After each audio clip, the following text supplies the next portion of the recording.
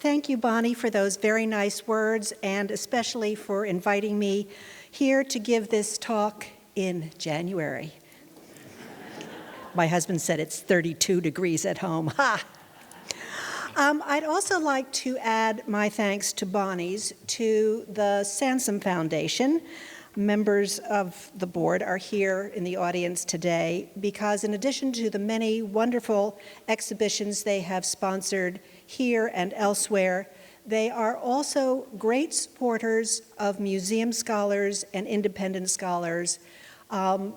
You may not realize this, but somehow academics in art history have a lot more opportunities to get grants, and the Sansom Foundation has very, very kindly and generously sponsored certainly a number of projects that I have undertaken, and I am grateful, and I'm grateful to them for coming today.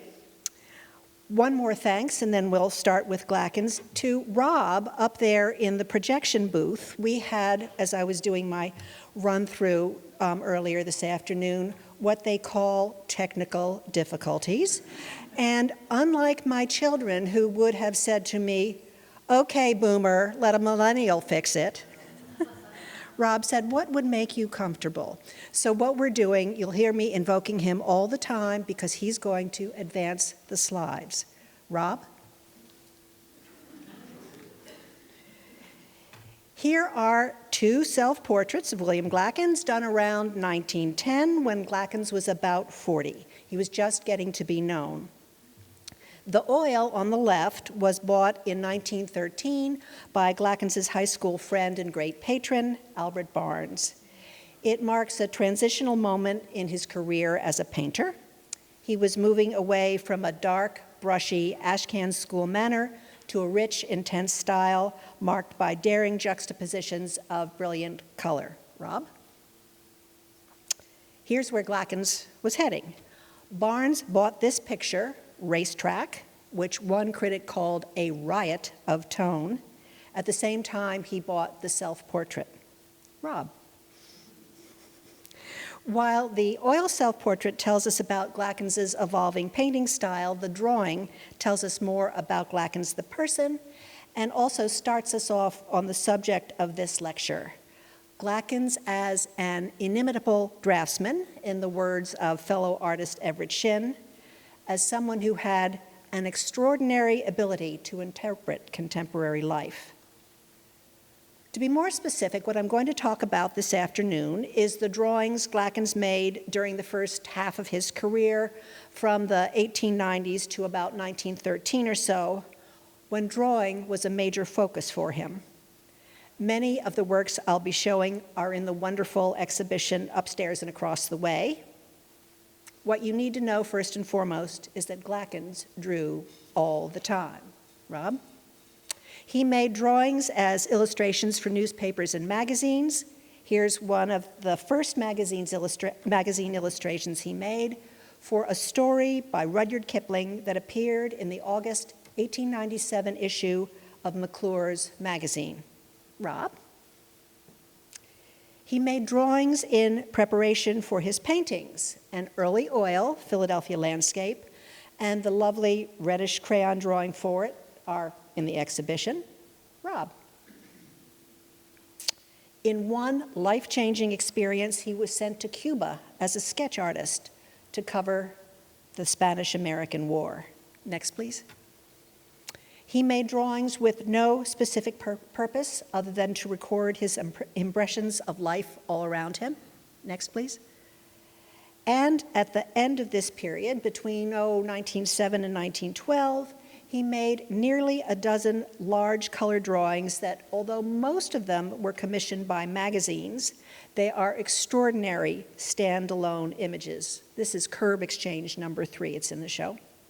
These are masterpieces of their genre and brilliant evocations of life in New York City in the early 20th century. And many of them are also very, very funny.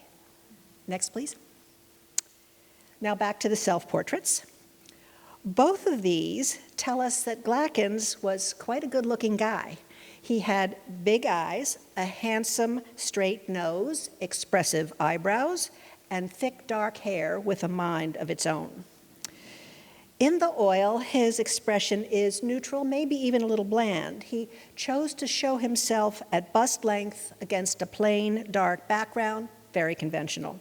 What makes the picture worth looking at is the brushwork, which is rich and animated and shot through with bits of brilliant color. Next, please. The drawing comes from a sketchbook, so it was not meant for public scrutiny.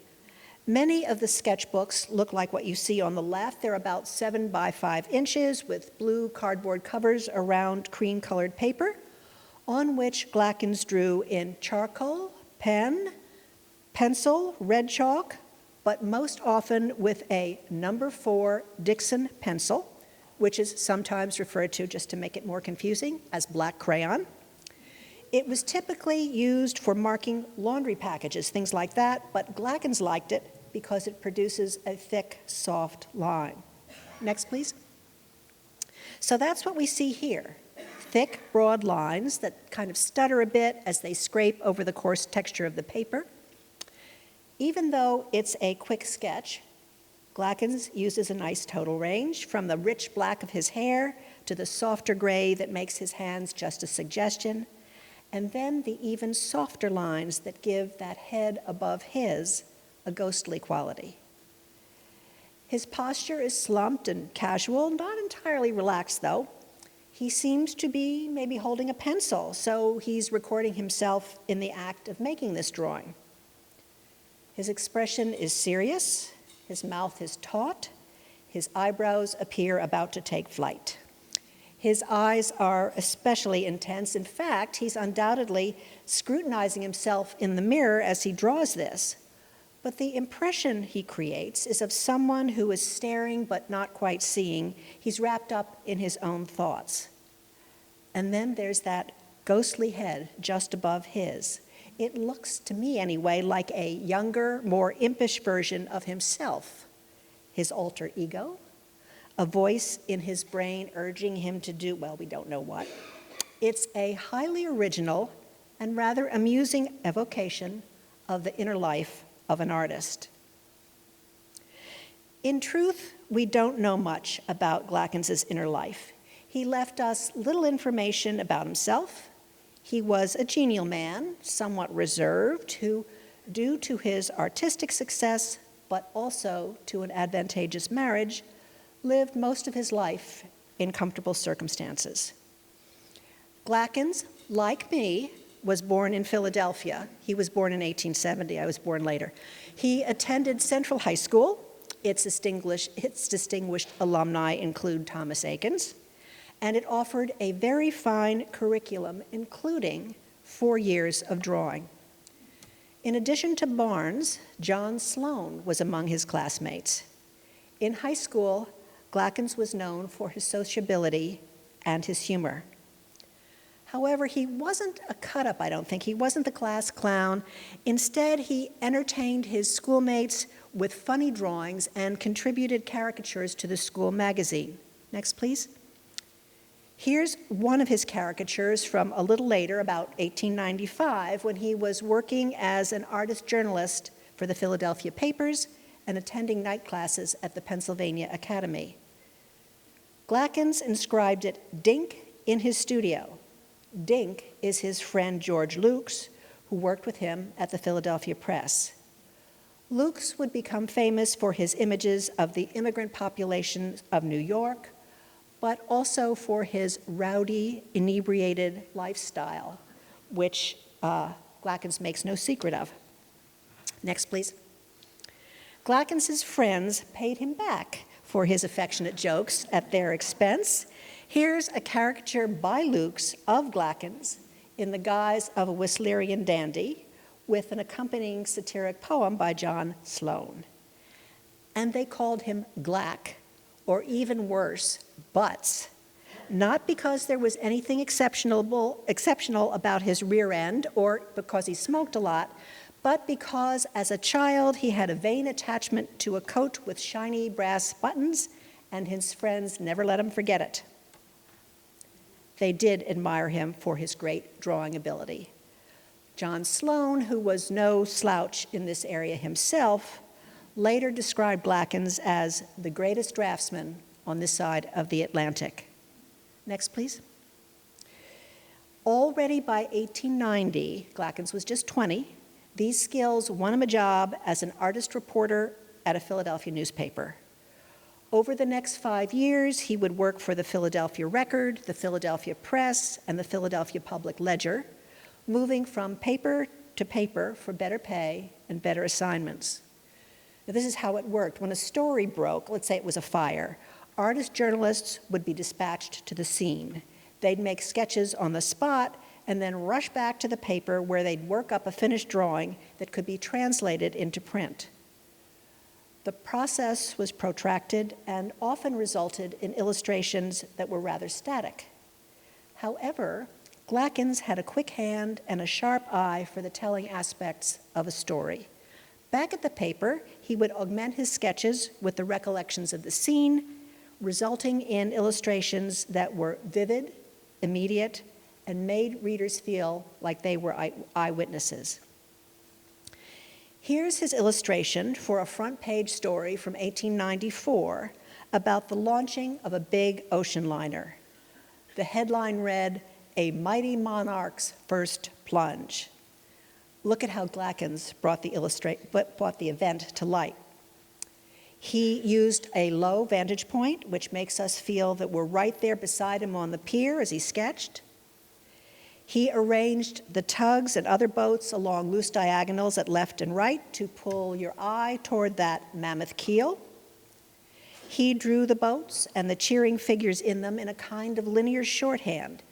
His hurried style suggests we're witnessing a passing moment in time. Long strokes define the waves that lap right up to the edge of the page, also contributing to the sense that we're right there, witnesses to the action.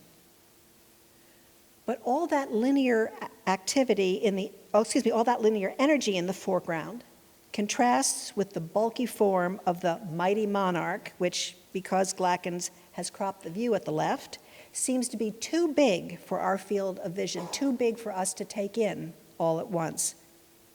In other words, he makes a rather prosaic event into an exciting historic moment and makes us feel we're part of it. In 1895, Glackens went to Europe. When he came back the next spring, he settled not in Philadelphia, but in New York, a much larger arena. He found work almost immediately with the New York World and the New York Herald, two of the leading papers in the city. His work for those papers and then for popular magazines led to an assignment that changed his career. Early in 1898, McClure's hired him to go to Cuba with the esteemed reporter Stephen Bonsall to cover the unrest there that would soon erupt into the Spanish-American War. He was only 28 years old and relatively new to the New York Corps of sketch artists.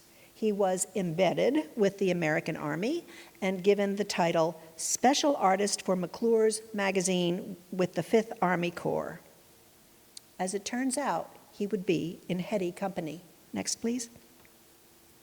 Because at about the same time, William Randolph Hearst, owner of the New York Journal, hired star reporter Richard Harding Davis, you see him there on the right, and the famous Western painter Frederick Remington, it's the pudgy guy on the left, to cover the coming war. He publicized their assignment to Cuba on the front page of the Journal, as you see here. Now, Hearst was a rabid supporter of U.S. intervention in Cuba, in part because he knew that the war would be great for his bottom line. It was tailor-made for selling papers. Why? Well, first of all, the conflict was close by. Second, America's resources were vastly superior to those of Spain, the enemy, making our victory almost certain. Third, Teddy Roosevelt, the leader of the warmongers, was a flamboyant, colorful personality, great copy.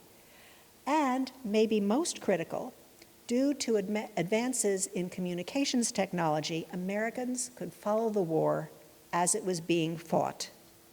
Next, please. Glackens arrived on the scene in late May 1898, joining the troops assembling in Tampa and waiting with them for transport to Havana. You see them boarding the steamer in his drawing at left. As Remington would do, that's Remington on the right, Glackens documented the war from the troops' departure from Florida through the main battles in Cuba. His itinerary may have been the same as Remington, but their approaches were quite different. Remington subscribed to Teddy Roosevelt's view that war was exciting, a big adventure, the greatest thing a man is called on to do, as he put it. Even Remington's scenes of preparation reflect this view. His soldiers are athletic, they train hard, they are disciplined and handsome. Next, please. Glackens' soldiers, and here are two of Glackens' drawings. Glackens' soldiers, on the other hand, are not portrayed as glamorous or handsome or athletic. As we see from the images at left, Glackens represented soldiering as hard physical work. Those soldiers are really struggling to keep their horses under control. And the men are awkward and kind of funny looking. On the right is berth deck made on the transport going to Cuba, which shows soldiers' routines and environments as boring, decidedly unromantic. Next, please. By and large, Glackens emphasized human interest in his Cuba pictures, as well as the grim toll of the war. He brings us close to his subjects, a continuation of the "you are there" approach he developed in Philadelphia. Remington, on the other hand, idealized the war. His figures are at a distance. We feel like they are on stage, and we are their appreciative audience. The difference in their approaches is especially apparent in the way they represented battle scenes. These two pictures document the same event: soldiers crossing a creek where they were especially vulnerable to enemy fire. They are advancing on San Juan Hill, outside of Santiago, Cuba's second largest city. The famous battle, San Juan Hill, is imminent. Remington's scene there on the right is highly choreographed. The picture is divided into 3 horizontal bands of light to dark tones. The soldiers in the foreground move in a frieze-like procession across the picture plane, in rhyming poses and, as the artist himself put it, stooping as low as they anatomically could. As dictated by romantic formula, the central figure, the commanding officer, is tall and handsome. As Remington described him, he stood up straight as if on parade. Glackens' scene there on the left is no less carefully composed, but his design communicates the chaos rather than the nobility of war. His soldiers, scattered along the creek bed, are not idealized. Their poses do not rhyme. Like Remington, Glackens used bands of light to dark tone to move our eye into the picture, but his scribbly lines and rapid washes convey the muckiness of the terrain, the heat and the humidity, the terrifying randomness of the attack. Glackens' caption is terse. Many men were hit at this spot called the Bloody Creek, not a mile from San Juan. Next, please. These pictures show groups of soldiers at the battle centering on El Pozo Hill, another site outside Santiago. Glackens was probably an eyewitness to the battle for San Juan Hill. Remington, sick and somewhat fearful, was not. Nonetheless, the story Remington tells is exciting and full of action. The charge of a group of men on horseback was a familiar subject for him. Think of all those cowboy pictures. And was designed to excite admiration for the soldiers, particularly the Rough Riders, Teddy Roosevelt's volunteer cavalry. This invented scene was as much propaganda as reportage. The idea was to stir up support for the cause. Glackens, who was on the spot, filled sketchbook pages with rapid drawings of individual figures and groups. Back in camp, he combined them with what he remembered to create a more formal composition, like the one at left, that he would then turn over to McClure's. Next, please. As in his most finished Cuba drawings, in Rough Rider charging up San Juan Hill, which you see here, Glackens takes a painterly approach to his subject. He carefully outlined his soldiers in pen and ink, reinforced it with black crayon, then added wash over broad crayon strokes to model the figures. The soldiers seem three-dimensional, their bodies are convincingly rendered, and in an academic manner, we are aware of the stretch and crease of the uniforms over their well-constructed musculature. Look at this guy, for example.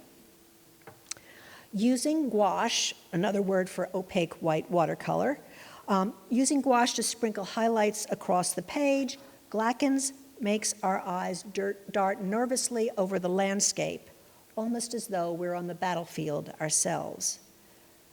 At the same time, those highlights stop us at things Glackens wants us to notice. For example, white strokes on the brim of the foreground soldier's hat, as well as on his face, draw attention to his anxious expression. Glackens used an extremely high horizon to create a sense of the steepness of the hill. This is truly an uphill battle. And he arranged the soldiers in a long swirl that guides our eyes around and up the hill toward the Spanish blockhouse. Now, there's little in common with the witty, schematic, rapid-fire drawings of New York streets that Glackens would make in the next decade. But the way the figures tell different stories gives us a glimpse of the great draftsman he would become. One man holds his hat, one turns to look at the viewer, one winces in pain, one falls as he's hit. Individual vignettes that contribute to the vividness of the whole. Next, please, Rob. Glackens' most compelling picture from his time in Cuba is a drawing in pen and ink and watercolor of the aftermath of the battle for San Juan Hill, the drawings in the exhibition. It depicts the terrible carnage, the human cost of war. The casualties were extremely high at San Juan Hill. Glackens puts us there, among the American soldiers fanning out around the blockhouse. They're bent low to minimize their exposure to any enemy snipers that might remain. We're behind the fellow in the center of the composition, and to our right, a wounded man is being helped down the hill by another soldier and a medic. To our left, as we creep forward, is an enemy soldier dead on the ground, and beyond him, the contorted body of another. Glackens used white highlights to draw our attention to these gruesome details. The image conveys with terrifying eloquence the agony and fear that were put into equally terrifying words by superstar journalist Frank Norris, also covering the war. Norris wrote, "The blockhouse was a horror, the trenches beyond description. The first Spaniard I saw was lying at the bottom of a trench. He was a young fellow. They were all young fellows. His face the color of wax, one poor, dirty hand hooked like a buzzard's claw.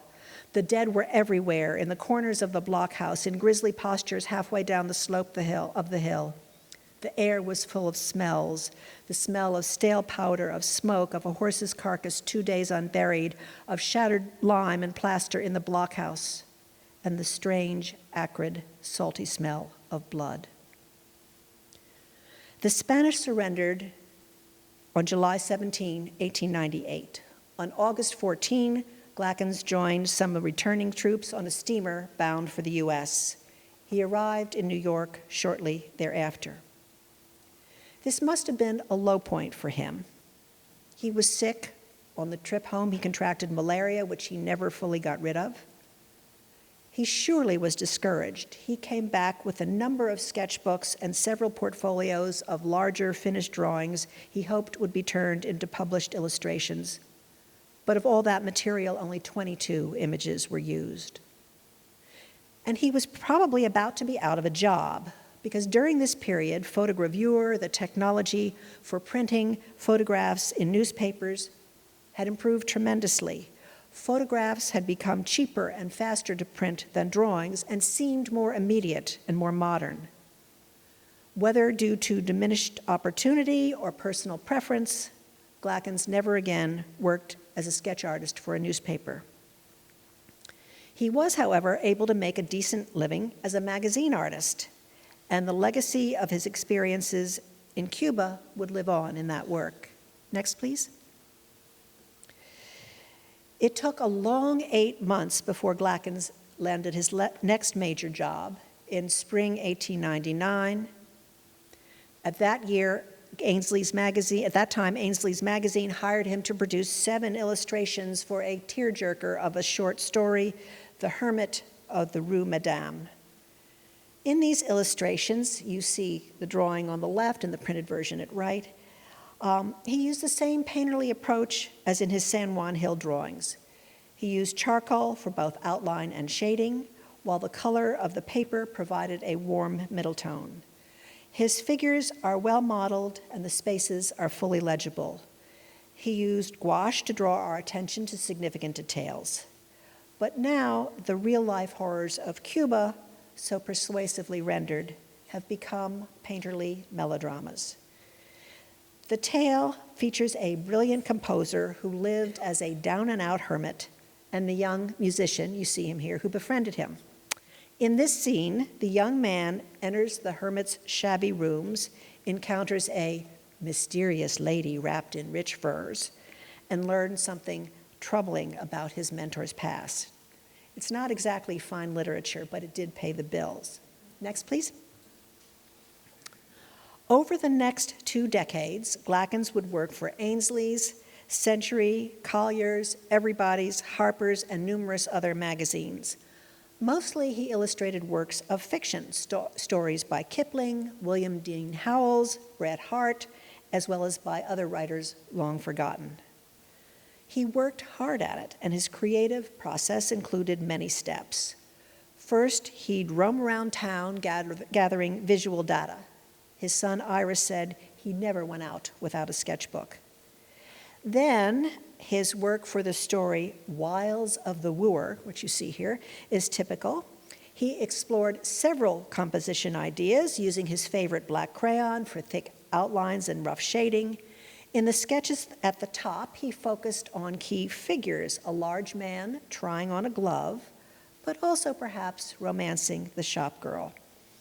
In the sketch at bottom, her back is to us, and Glackens has added a third, rather ambiguous figure. Her boss, maybe? The tender exchange in the top sketch becomes more nuanced in the published version.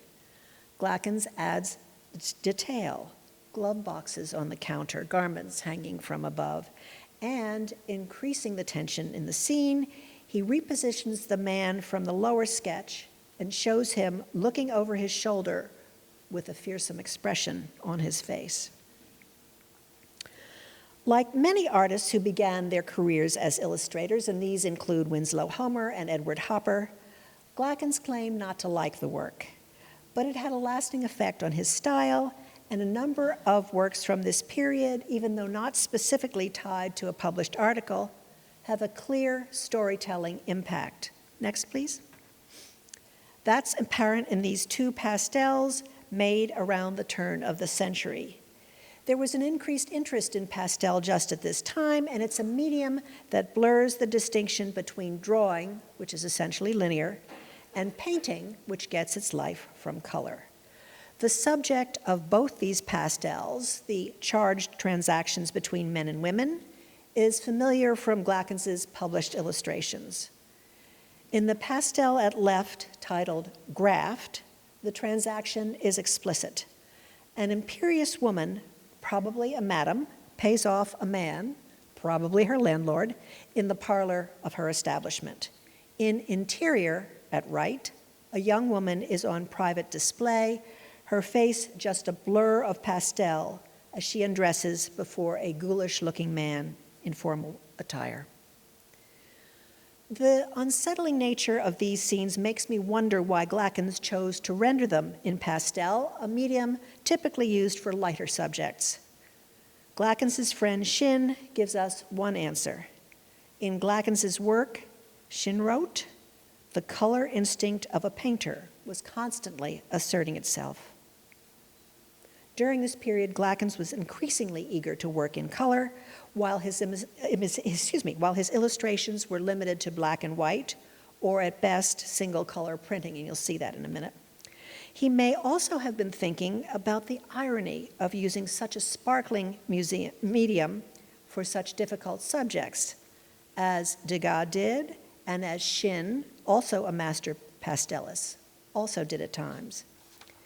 And the soft, powdery quality of pastel creates a sense of transparency, which Glackens used to literal effect in the skirt of the woman undressing in interior. Next, please. But Glackens used pastel for cheerful subjects as well, such as this charming image of shop girls bustling along a New York street. At first glance, it seems like painterly monochrome, accented maybe with some blue, but in fact, to prove Shin's point, there are at least 8 colors at play here. Outlines of black chalk contain areas of lavender, blue, and creamy gold in the women's dresses. One woman has hair that takes on a kind of green hue. It's a delightfully animated image. There are so many young women, and they are moving so rapidly that the sheet can barely contain them. We read the picture as a frieze of figures moving across the space, but then Glackens stops our eye with amusing little vignettes. We notice the man with a cigar. You see him back there? Trying to shoulder his way through the crowd carrying a Christmas tree. A woman at center right with her finger raised imparts a bit of gossip, and at far right, a man looks over his shoulder to eye the pretty blonde bustling past. Faces are schematic, poses and gestures are simplified, but personalities emerge nonetheless. The women are variously demure or chatty or preoccupied. These devices are similar to those Glackens used in his San Juan battle scene, and like that picture, it tells a story that is almost audible. But now the whine of bullets and moans of the wounded soldier have been replaced with the whoosh of skirts and lively chatter of the shop girls. If 1898 was a low point in Glackens' career, by 1900 or so, when he made this pastel, things were definitely looking up for him, and not just in the realm of illustration. In 1901, Shop Girls was shown to critical acclaim at a big exhibition in Boston. Next, please. That same year, a drawing that Glackens had made for Scribner's magazine called In Town It's Different won a gold medal at the Pan American Exposition in Buffalo.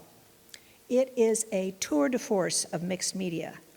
Glackens used ink to outline his figures, then shaded them with charcoal. He used brown wash for coats and dresses, and gouache for the dresses of the 2 young women in the center. Red watercolor provides accents, not only the carriage wheels, but also the flower in the buttonhole, there it is, of the aspiring young man in an ill-fitting suit and bowler hat. The paper is unusual, too. It is a page from a wallpaper sample book. Glackens used the back, liking its warm tone and rough surface that gave his rapid strokes a lively texture.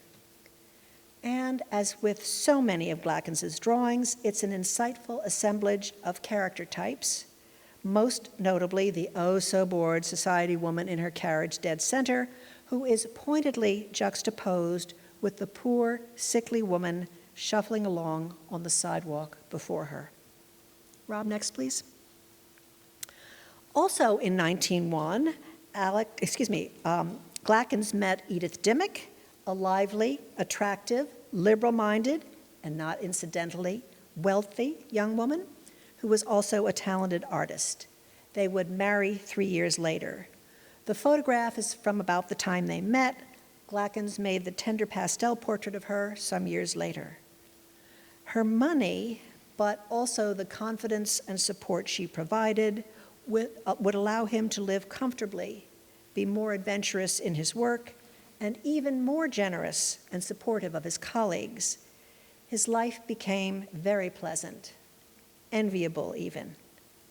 Here's John Sloan writing in his diary about a nice evening with Butts and Edith. A splendid dinner at Glackens's. Very good cooking and things so nice. He should be happy. A wife, a baby, money in the family, genius. Next, please. With Edith, Glackens moved to an apartment on 3 Washington Square North, and a few years later into a larger one a couple blocks off the square at 23 Fifth Avenue. We can see a new domestic element in his work, which is exemplified in this exhibition by sketchbook drawings of various pieces of furniture in the apartment, all neatly arranged on the page. Some of the furnishings resurface in his painting 23 Fifth Avenue there at left, and other cozy views made at the same time. Next, please. A few months after his marriage to Edith in February 1904, Glackens won 2 medals at the Louisiana Purchase Exhibition, one for painting and one for illustration. His career as a painter is beginning to soar, and some of his most famous oils come from this time at Mouquin's at left, or Central Park in winter, and he's still winning acclaim as a draftsman. Next, please. In 1906, the Carnegie Museum of Art buys In Town It's Different and 2 other drawings. These were among his first works to enter a museum collection. The price for this drawing, $85, would be about $2,500 today. Not that he saw the money, the drawing was owned by Scribner's, but in his comfortable circumstances, the cash was probably less important than the prestige. Next, please. And then Collier's magazine came calling. Glackens had done a fair amount of work for them before, most notably in 1902, when he illustrated a 4-part story that required 25 pictures. But this time, Collier's wanted a full-page image for the frontispiece of the big 4th of July issue. There was no connection to any article, so Glackens would be absolutely free to draw whatever he wanted to. And other than the cover, it would be the only illustration in the magazine that would have color.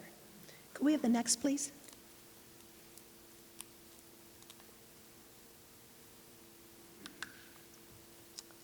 I have a little vodka to go with this.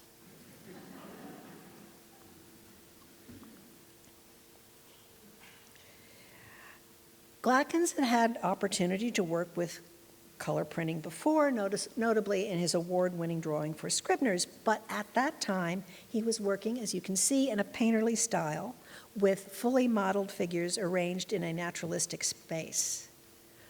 But suddenly, when compared to the drawing at left, Patriots in the Making, that award-winning illustration looks old-fashioned, looks kind of 19th century. Now, whether it was the scale on which he was invited to work or being able to design something on his own without being tethered to someone else's prose, the commission was liberating. Glackens adopted a new, fresh, exciting style, one that comes straight from the energy and animation of the sketchbook drawings. While he was good at those painterly monochromes he'd produced for earlier illustration, his new style has genius and was just right to capture the spark and vibrancy of the modern city. His figures, drawn with a nimble, wiry line, are simplified, even cartoon-like. The buildings are boxes, highly schematized. The scene is stuffed with busyness, with detail, but at the same time, Glackens makes clever use of empty space to draw our attention to the tiny storytelling vignettes scattered across the page. The bits of color, the explosion, and the Red Cross on the ambulance function much the same way. Next, please. Another new feature, we're no longer in the scene but above it, observing the chaos from an amused distance.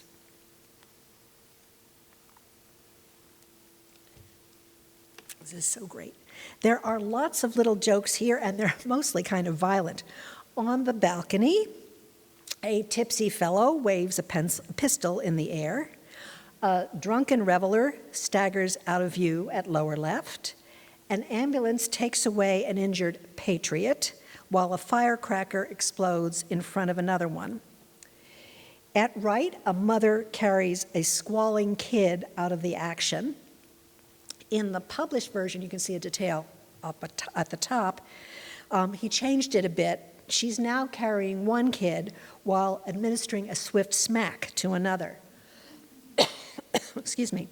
Close behind her, two boys, still in short pants, look down the barrel of a pistol, and then behind them, another boy stands with a lighted firecracker in his mouth.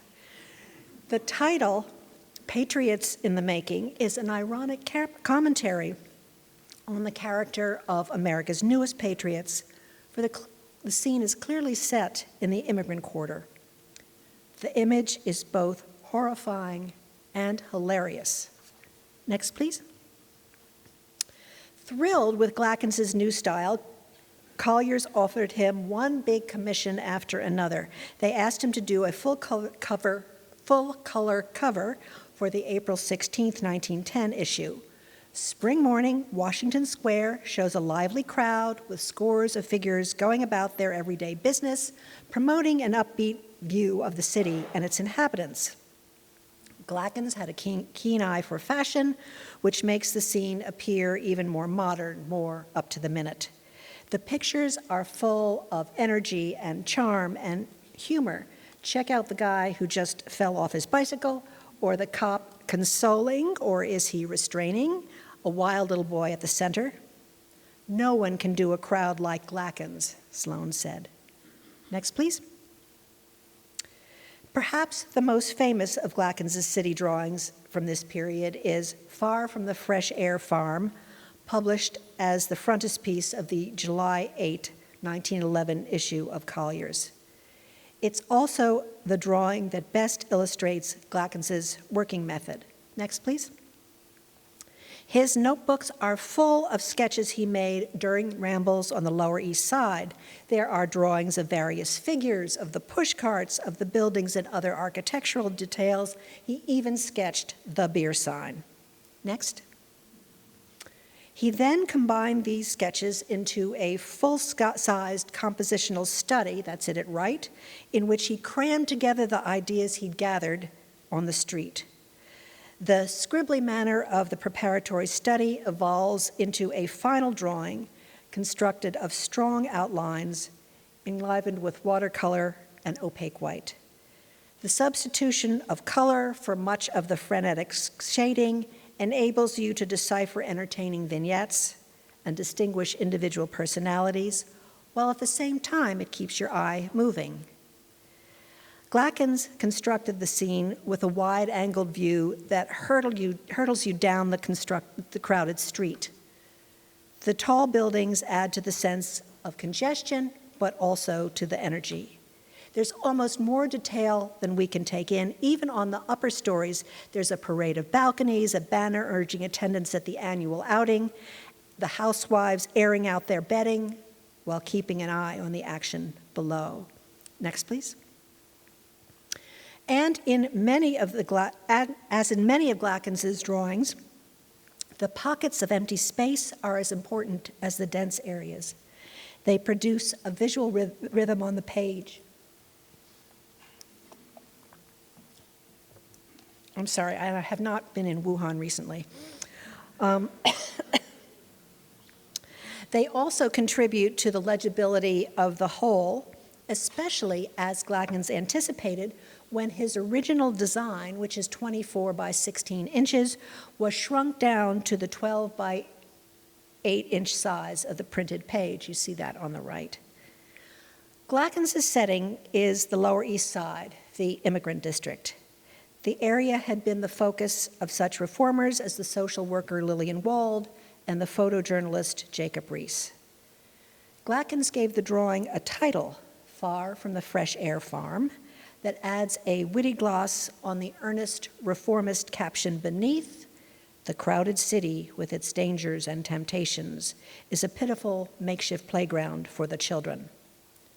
Another caption directs you to a story later in the issue called Pretty Poisons, about the dangers to children in the city's poor neighborhoods.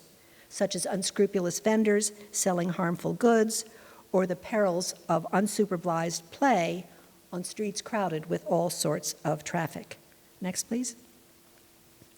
But while he alludes to those dangers, the irrepressible Glackens can't help injecting humor into the scene. There's something jauntily, amusingly defiant about the three traffic-stopping little kids marching across the street as the cart horses rear up behind them. Those horses are also a danger to the little boys playing stickball.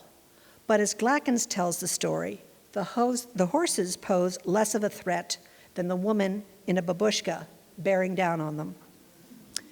This isn't exactly a sympathetic image. Glackens' figures are more caricatures than portraits, and there's a big dollop of social satire here.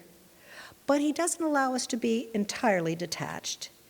His elevated perspective does distance us from the scene, but his attitude feels more compassionate than condescending.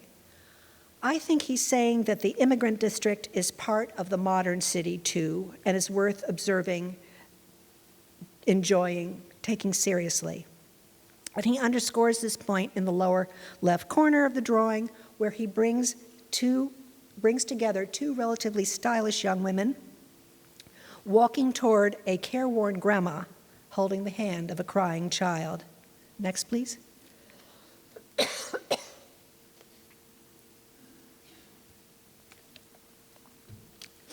In the fall of 1912, Glackens got another plum assignment from Collier's, a 2-page spread in color for the centerfold of their Christmas issue. It was the biggest issue of the year.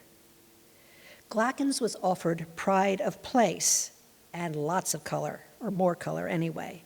This was his response, a 17 by 30-inch drawing called Christmas Shoppers on Madison Square. The original drawing, next please, with its punchy accents of blue and yellow and other colors in addition to the red and green of the printed version, was livelier than that version, which was retitled The Day Before Christmas on Madison Square. Glackens uses color judiciously to enable the printer to follow his prompts and reserved red for the most interesting, eye-catching bits. There's the little girl at lower left, imploring her mother to buy her a mechanical doll like the one being demonstrated by the street vendor behind him. There's the skinny Santa at the middle of the action, and my favorite is here, the ample lady seated on the upper level of the bus, wearing a most unseasonal expression and a hat that defies description. Next, please. In calculating the translation from drawing to printed page, Glackens also had to deal with the problem of the gutter, the nemesis of artists working a 2-page spread. But rather than ignoring the vertical divide that's created when an illustration is spread over facing pages, Glackens made it his own by zipping the pole of the street lamp right down the middle. Next, please. Clearly, this is a different part of town from the neighborhood depicted in Far From the Fresh Air Farm. It's a high-end district filled with well-dressed shoppers who buy their goods from upscale emporia, not pushcarts. But both pictures are packed with all sorts of characters and many kinds of moving vehicles competing for space on the busy streets. Like Fresh Air Farm, this composition was put together from many quick drawings made on the spot. I'll point out just one, which shows how Glackens upped his game as he moved from the sketch to the finished image. Next, please. His notebooks are filled with drawings of stylishly dressed women. In this one, Glackens records a woman on a windy day, leaning forward a little, holding on to her hat. But in the final image, she becomes this figure, who is barely able to get across the street in the gale. There are many wonderful types here doing all sorts of busy things. There's a mail carrier sorting through his letters, a young woman struggling with her bulky packages, a man in a bowler who has just missed the bus. I suspect you've already found the pickpocket. Next, please. Glackens added something more to the printed version that enhances our level of amusement. He made 2 black and white sketches. You can see them there at the bottom. The originals were probably pen and ink and wash that were printed in the corners of the pages. They tell the story of what can happen when there are too many packages under the tree. Next, please. At left is a little boy who is reminiscent of the impish figure above Glackens' head in his charcoal self-portrait, or perhaps was inspired by his 5-year-old son, Ira. We see Ira here in Glackens' masterful family group, which was painted at about the same time. But I don't want to push an autobiographical interpretation too far, since there was as yet no family parallel for the little girl who appears at right, since the Glackens' daughter, Lena, would be born the following year, so she wasn't even yet a twinkle in her father's eye. Next, please. At any rate, the boy, looking somewhat chagrined, is holding what he found with his name on it under the tree, a baby doll, while his sister there at right got the hat, toy cannon, and drum presumably meant for him, and is giving him the bugle equivalent of a Bronx cheer. Next. Christmas Shoppers was the high point of Glackens' career as a draftsman and illustrator. Although he would work for magazines for another few years, this work from 1912 was the largest, most complex drawing he ever made. By this time, he had arrived as a painter and had emerged as the leader of the American avant-garde. Next, please. In 1907, along with Sloan, Luke, Shin, and other friends, he participated in a landmark exhibition, now known as a Show of the Eight, at the Macbeth Gallery in New York. Glackens showed the Shoppers, which you see here, and several other now famous works. The 8 participating painters worked in a variety of styles, but were united in their commitment to experimentation. Many of them, including Glackens, showed realistic urban scenes that were recognized as a radical departure from the kind of genteel impressionism that had become standard fare in American art galleries. Next, please.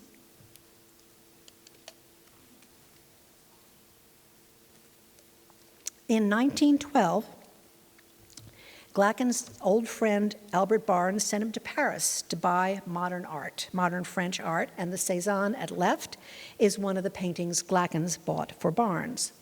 The same year, he had his first solo exhibition at New York's Madison Gallery. The show was the culmination of several years of producing oil paintings that we now regard as among his finest, including the one on the right, Green Car, now at the Metropolitan Museum. Next, please. In February of 1913, 6 weeks after Christmas Shoppers was published, the International Exhibition of Modern Art, we now know it as the Armory Show, opened in New York. Glackens had been one of the masterminds of this extraordinary exhibition and was the curator of the American section. He showed 3 paintings himself, including Family Group there on the right, but no drawings. Next one, please. From this point, although drawing would remain a key component of his artistic practice, and there are lots of examples, including these, to enjoy in the exhibition, they were rarely considered standalone works of art. Rather, they were made in preparation for the paintings that became his focus for the rest of his career. He nonetheless remained the greatest draftsman on this side of the Atlantic, and his drawings, whether in black and white or in color, always retained his nimble touch and his delightful sense of humor. Thank you very much.